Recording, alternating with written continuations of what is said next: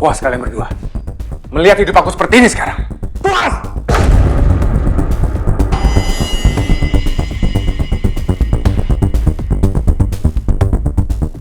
Aku belum puas. Apa maksud kamu? Kurang puas apa? Aku baru akan puas kalau Kamiko di penjara.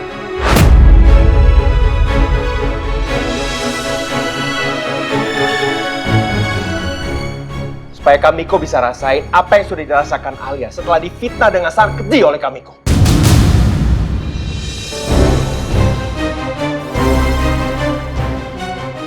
Gak nyangka ya Pandika sejahat ini.